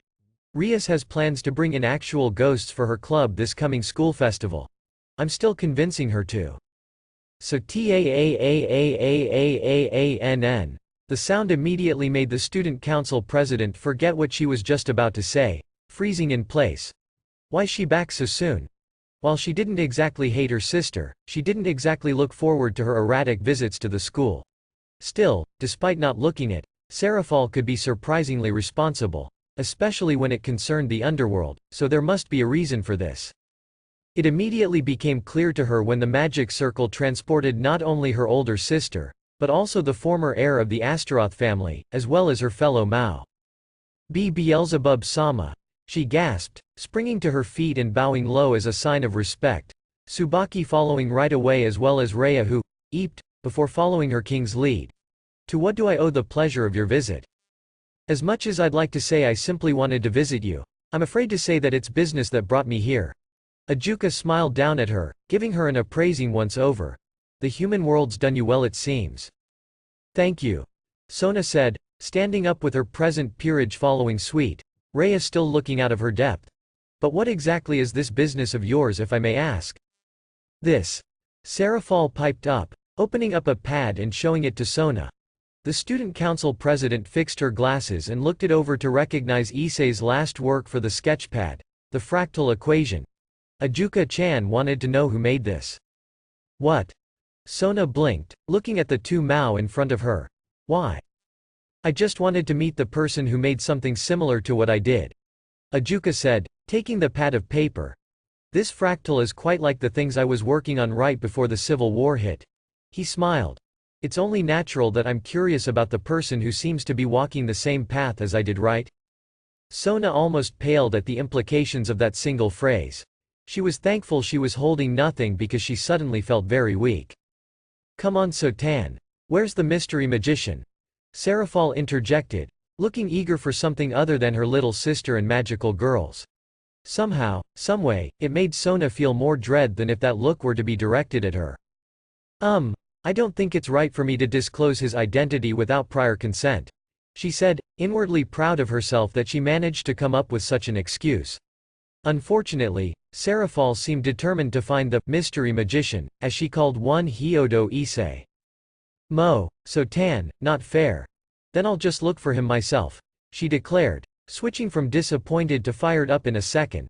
Come on Ajuka-chan, let's find them. And how will you know when you find him? The super devil smiled bemusedly down at Serafal as she took his arm and began to drag him towards the door. I just will, she said. I know when someone's been with my Sotan, so I'll know who it is when I see them, so let's go. Oni-sama, please don't disturb the peace of the school, Sona pleaded. The students here are very hard workers and they can't afford to be distracted. It's lunchtime anyway Sotan. Her older sister chirped back, undaunted. Ajuka-chan and I will just talk to him and then we'll go away. Serafal sprang out of the ornate doorway of the student council followed by an ineffectively protesting Sona and a quietly bemused Ajuka to track down a wayward magician. What just happened? Rhea asked Tsubaki hesitantly. The vice president sighed, fixing her glasses. Welcome to the Sea-Tree Peerage. You're going to have to get used to things like that. Rhea nodded, feeling a little out of depth. The door opened and Tsubasa entered, looking backwards to the opening. Who's the girl Kaichu was chasing? And who's the other guy? Ah right, you two haven't met her yet. That's Serafal Leviathan-sama, one of the four Maos of the underworld and our king's older sister. The other person was Ajuka Beelzebub-sama, another of the underworld's leaders. I got it! Matsuda cried triumphantly, waving a piece of paper that carried some equations in it towards Issei's and Matusta's face. I spent half my lunch break on this, but I think I finally got it. What did you get? Issei asked, laying down two cards face down between him and Motohama. 2 aces, he said, poker face on. 2 kings. Matsuda answered, face as blank as his opponent's. I found that, with my current class standing in math, I need to have at least one other subject with at least a grade of 80 to avoid summer school. That doesn't work that way, Issei said, dropping a single card. Ace. If you fail a subject, then you're automatically going to pay for that failure in the summer. Matsuda and Motohama stared at Issei who shrugged. You spend some time in the student council and you're bound to pick up something. Damn it. Matsuda cursed, balling up the piece of paper. How am I going to pass math now? You could study. Motohama said dryly. 3 kings. Bullshit. Issei declared, looking at the king of diamonds in his hand. Motohama smirked and turned over the cards. TCH. Issei scowled, picking up the pile of cards and adding it to his hand. I don't get anything in the lessons. Matsuda deadpanned, taking out his notebook and opening it to show a ton of doodles along the margins and, in some cases, taking up most of the page. Why do we have math anyway? Math's everywhere. Issei said, privately amused at the statement. You know how to play with numbers, you're pretty much set in the world. How? Matsuda asked, and even Motohama looked curious. Why'd you say that? Issei scratched his cheek. There's a whole industry related to that. Statisticians take a look at what people want and they go with what the majority prefers to keep up sales. Architects, engineers, most professions right now use mathematics whether you know it or not. Besides, and here Issei gave a grin, there are people who play the system and manage to win millions from casinos. That doesn't exactly help me with my problem right now. Matsuda said dryly, holding up the notebook and waving it at their faces. You could just ask us for help, you know. Issei returned, voice emulating his friends. I mean, Motohama and I are pretty good at math, so no biggie. Sorry. Motohama apologized. I don't have time after school this week and the next. My grandmother's staying over and my mom wants the family to have some quality time, so I can't help you there. Ask Issei though, he's better in math than everyone else in the school. Matsuda turned a pleading look at him and Issei rolled his eyes. Yeah, I'll help you out, don't worry. You owe me food though. The shaved high schooler sighed, relief almost palpable. Thanks, I'll bake you some cookies. Issei inhaled sharply. Chocolate chip. Yeah.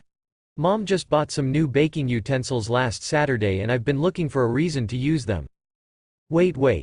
Motohama interrupted. You're baking him cookies? When he received a nod, he began to backtrack. I'm pretty sure my family can have some quality time without me. Issei rose an eyebrow. Please don't tell me you're really saying that some cookies is of equal worth to spending time with your family. Well, if you put it that way, you make me sound like the bad guy, Motohama grumbled. Issei snorted before turning to Matsuda. Which lessons have you been having trouble with anyway? All of them. Okay, going to need a bit more detail than that, Issei said. Circles. Matsuda sighed. There we go. Issei cheered. Sure, tomorrow at your place? Yeah. Matsuda gave a grateful smile. Thanks Issei. You're a lifesaver. Say that after you pass the quiz. I know, but still, you don't know how is that kaichu? Matsuda blinked, interrupting himself as he saw an interesting sight behind Issei and Motohama. The two each raised an eyebrow, looking first at each other before behind them. I wonder who's that girl behind her. She's cute. They saw that it was indeed the esteemed student council president, though the image was kind of ruined by the fact that she was chasing after a girl with similar looks to her and was dressed in a rather sharp-looking suit. A distance away from the two was a green-haired man, dressed in an equally refined suit, carrying around a bemused air around him. Just looking at the two of them, Issei felt very wary for his own safety. The numbers that were floating around them was a testament to that. The girl that was with Sona had enormous amounts of power, numbers swirling like crazy around her. Her actions, whether an act or the real thing, didn't change the fact that she probably could end his life, along with thousands of others, with a single glance. The man wasn't any better. While they didn't circle around him, the mere sight of the numbers packed so closely together to the man seemed almost like an impossibility. In fact, if Issei didn't know any better, he would assume that the man could control matter itself and had clothed himself in them, though as a defense mechanism, or as a way of attacking, Issei would only assume. Do you know them, Issei? Motohama asked. What? Why? He asked, looking away from the man and to his friend. Because she looks like she knows you. Matsuda pointed and Issei just barely turned before his vision was suddenly covered by very blue eyes. HRK. Issei choked, and, dimly, he heard his two friends do the same. He even heard one of them swear, though who, he didn't see as two hands suddenly grabbed at his collar. Found you. The girl exclaimed proudly. Oni-sama. Sona grit her teeth, looking around to see that most of the students present in the area were looking at the odd group curiously. Hyodo-kun, I'm very sorry for what my sister is doing. Oni-sama, let go of him. I'm right, aren't I? The girl asked smugly, pointing one finger at Sona. This is the one we're looking for, right? Issei found that, even one-handed, the girl was still strong enough to all but choke him half to death, and he couldn't even place the blame on magic. She was choking him and she wasn't even using magic. Issei was completely justified in feeling wary of her. Sona looked around once again to see that more students were observing them, and Issei's friends were looking concerned for the situation their friend was in, and very, very confused from the situation their friend was in. At the very least, let's please take this somewhere more private, Sona begged, and the girl agreed easily enough.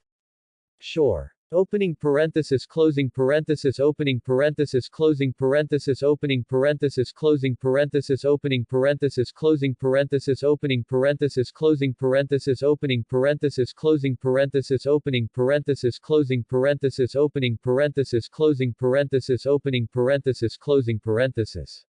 So what am I doing here exactly? Issei scratched at his cheek, doing his best to avoid looking at the unsettling numbers of the two strangers he still didn't know the name of. He did manage to glean from context that the girl was the student council president's older sister. Sona had taken Issei and the other two to the office of the student council, and, though it had been good to see more familiar faces in Tsubaki, Tsubasa and Rhea, Issei was still thoroughly confused about the situation at hand. Actually, may I ask who you are? Issei phrased, cautiously polite in case either of the two of them were the type to get easily offended. It would only take one after all. I'm Sotan's sister, Seraphal Leviathan. Sona had taught him that magic was a thing to be respected, that it was never to be used carelessly and thoughtlessly. For the most part, Issei had agreed. He now knew the intricacies of magic and had appreciated not only him being able to use it, but the mere knowledge of its existence. Seraphal didn't. Not really, or at least, not to the same extent Issei and Sona did. Any proof Issei needed was provided when, with a magic circle, Seraphal changed from formal pinstriped suit to pink magical girl outfit complete with magic wand in an instant. Magical girl Levi Tan, at your service, she's your sister? Issei asked, ignoring Levi Tan, much to her consternation, and instead turning to Sona. At her nod, Issei sighed. My condolences. Don't ignore me like that. Seraphal stamped her foot. Issei knew on an intellectual level that she could pretty much annihilate Japan on her own, but she was cosplaying as a magical girl and looked to be a siscon. As much as Issei wanted to, he really couldn't take her seriously. Mou, Sotan. This is the magician that made that. It didn't help that, well, Issei found her quite adorable, and the fact that made what? Issei blinked, thought process interrupted by what she just said. She means this. A voice smoothly interjected, and he turned to find the other person with Seraphal Leviathan holding out his sketchpad with his drawing on it. That, Tsubaki said, before stopping herself uncertainly, eyes darting between Issei and the other. I'm sorry, but who are you? Issei asked sheepishly. The man looked off guard for a moment before chuckling. I'm sorry. I was just used to being known by those I'm introduced to. My name is Ajuka Beelzebub, and I was wondering if I was able to speak with you. Seraphal nodded along, completely missing the meaningful look Ajuka was giving her. Sona, however, did see it and acted accordingly. Oni-sama, Beelzebub-sama wants to talk to Hyodo-kun alone, she said, tugging at her older sister's clothes. But Sotan, I want to hear about him too, Seraphal protested, pouting at her sister. I'm sure Beelzebub-sama will tell you about it. Everyone, out. The last one was directed to her peerage, who nodded obediently and left the room. You better tell me about it, Ajuka-chan. With that last toss out, Seraphal left with her sister, who was pleading with her to change back into her suit before someone sees her. Issei pursed his lips, playing with his crutch and generally being uncomfortable with Ajuka Beelzebub staring at him. What did you want to talk to me about? Issei finally asked, finally not able to take the silence. This. Ajuka pushed his pad across the table where he had occupied Sona's usual seat. Issei hesitated for a while before curiosity took over and he sat in front of the table. What about it? Issei picked it up. I made it as a self-given assignment for magic theory. Oh ho! Self-given? Ajuka leaned back. I wouldn't have pegged you as the diligent type. That's almost exactly what my mom said. Issei grinned before faltering at Ajuka's piercing stare, which felt as if it was looking right into his very being. Did I do something wr? What do you see, Hyodo Issei? Ajuka asked, effectively cutting Issei off, and the latter tensed. What are you talking about? He asked carefully. May I? Ajuka held out an arm and Issei placed the sketchpad on his hand. Did you know that I'm a researcher? I've always been one, and that hasn't changed one bit. In fact, I'm responsible for most of the technology the underworld utilizes now. I've even published some books on various subjects. Good for you. Issei tried, not really understanding what he was getting at.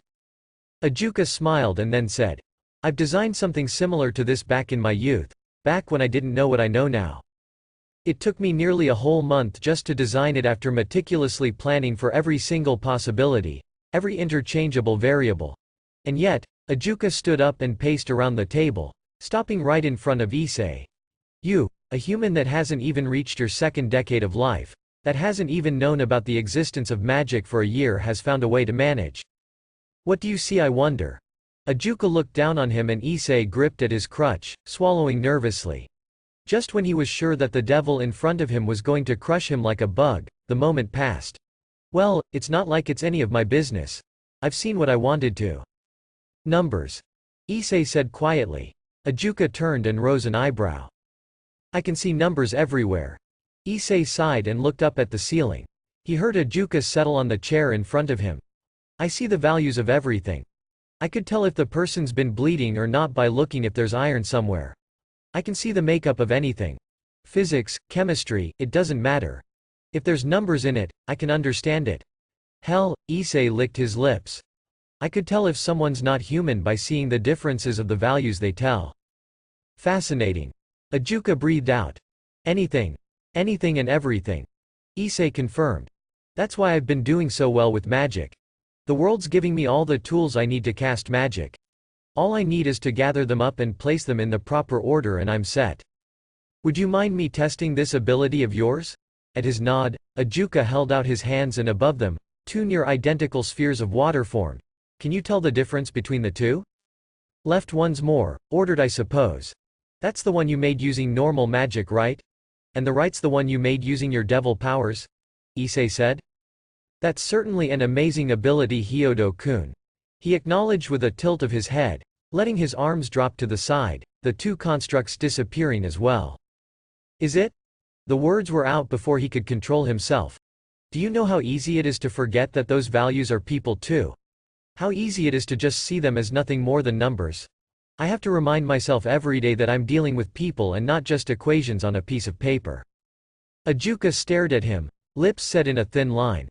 You would not believe the amount of magicians that would gladly cut off their own limbs or sacrifice their firstborn for that kind of thing, Hyodo-kun. Information is the source of their power, and what you have right now quite possibly trumps the libraries that most magic guilds own. Oh yes, I do suggest you keep quiet and lay low about that ability of yours lest you incur the ire of some cabals. Not all of them are the sort to play nice after all. Seriously? Issei gulped, suddenly feeling a lot less brave than just a minute ago. Why? I guess you don't truly understand what gift you've been given. Understandable, you are still inexperienced after all. Ajuka muttered. Let me clear it up for you. You hold in your hands a tool, a weapon even, possibly one of the most potent one in a magician could have in their arsenal. Most magic guilds would gladly slaughter the other to have a chance to own you. I never asked for this. Issei slumped in his chair, feeling drained now that the devil in front of him was pointing out a part of what his ability entailed. Yet life gave it to you. Ajuka calmly pointed out.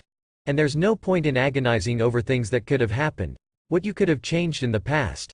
Just accept that you've been dealt a hand and that you have to play your cards right. Can I ask for a shuffle? Issei asked, smiling awkwardly. He didn't expect Ajuka to stop and pace the length of the room. He's a pacer. Who knew? What if, yes, that might work. He stopped sharply and looked to Issei. What if I give you a way to suppress that ability of yours? You can? I might be able to find a way. Ajuka nodded. Great. Issei exclaimed, grinning. So when are you going to be done? Ajuka held up a hand. Let's discuss payments first. Payment? Issei said uncertainly. You didn't expect me to just hand something like that over, did you? Ajuka asked with a sly smile before starting a lecture that Issei really wasn't expecting. Human-devil relations has always been one of give and take.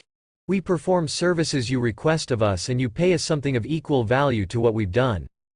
In the past, our ancestors usually demand for something outrageous like the summoner's souls or their firstborn, which is terrible for business, not to mention ethically appalling. Now, young devils usually just ask for money or jewels or other material objects, but sometimes, mostly high-class devils without any more need for more of those things, they can usually ask for favors as well. Ajuka leaned in towards Issei. That's what I'm asking of you. Grant me a single favor and I'll make you something that would suppress your unique ability. Not permanently, of course, but it's certainly a better alternative than to see the whole world as nothing more than values, don't you say? Then what favor do you want me to do?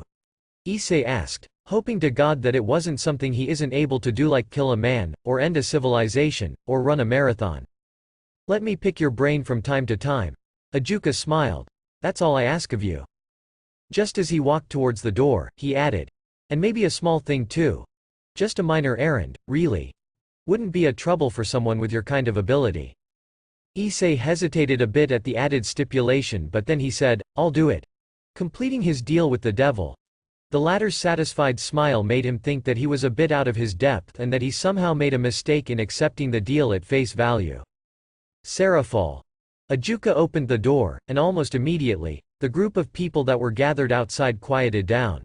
I've finished my business with Hyodo-kun here. I'm going to return to the underworld now.